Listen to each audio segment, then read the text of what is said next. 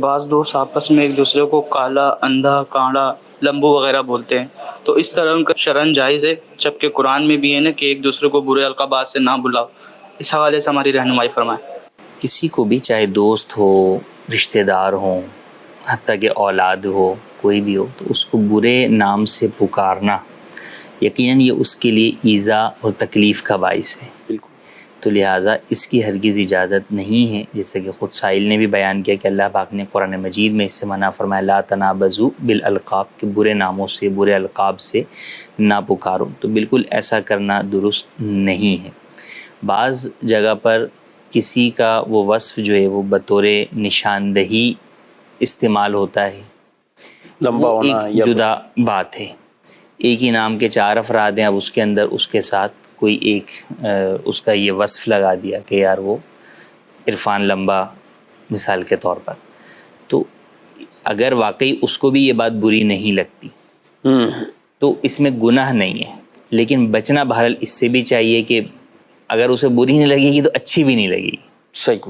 تو اس اعتبار سے بہرحال بچنا ہی چاہیے۔ بعض لوگ بچوں کے بسا اوقات اس طرح کے نام جو ہے وہ شروع سے رکھ دیتے ہیں اور پھر آگے جا کر وہ بھی پریشان، وہی مشہور ہو جاتے ہیں اور شاید اصل نام لوگ بھول جاتے ہیں اور اس طرح کے نام جو ہے وہ، تو بالکل ایسا نہیں ہونا چاہیے۔ خاص طور پہ ایسا وصف تو ہرگز نہیں ہونا چاہیے جو کہ اس انسان کی اپنی ذات کے اندر ہے نا، اور اس کے جسم کا کوئی عیب ہے، تو اب اس کے اندر اس کا کوئی وہی نہیں ہے، قصور ہی نہیں ہے، صحیح بات۔ وہ تو ایک چیز اس کو جو ہے وہ قدرتی طور پر ملی ہوئی ہے،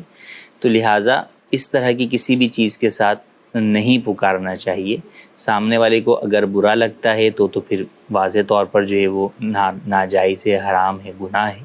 اور اگر اسے برا نہیں لگتا تو بھی بچنا چاہیے۔ اور یہ برا نہ لگنے کا فیصلہ خود تو نہیں کر سکتے کہ اس کو برا نہیں، اس کو یا اس کو برا نہیں لگنا جی، بس اوقات سامنے والا جو ہے وہ جھیپ مٹانے کے لیے یا جو ہے وہ ہنس کھیل دے گا، ہنس کھیل کر وہ، مگر وہ اس کو دل میں وہ اس کو فیل ہی کر رہا ہوتا ہے، تو اس لیے جو ہے وہ آپ کو اس چیز سے بچنا ہی چاہیے۔ یعنی کوئی گنجا ہے، اب وہ ایک وہ ہوتا ہے کہ جس نے خود ہلاک کروایا ہوا ہے، اور ایک وہ کہ جو ہو چکا ہے، جی، تو وہ لوگوں میں ایک طرح کے ویسے ہی اپنا یہ عیب ہے، اس کو عیب ہے جس کو وہ چھپانے کی کوشش کرتا ہے، جس کو چھپانے کی کوشش کرتا ہے۔ اور اس طرح جسمانی طور پر کسی کو موٹاپا ہے، کوئی بہت زیادہ پتلا ہے، اور بالخصوص رنگ کلر کے اوپر گفتگو کرنا، اور اسی طرح کچھ ایسے ہوتے ہیں کہ جو توتلے ہوتے ہیں جن کی گفتگو سے بعض اوقات، تو یہ سب ہمارے علامتیں بنی ہوتی ہیں، مطلب ان کو انہی ناموں سے، تو ضرور اس سے ناظرین اکرام بچنا چاہیے۔ اور یہ جیسے اتنے خواتین میں بھی ایسے یعنی بچیوں میں اگر اس طرح کے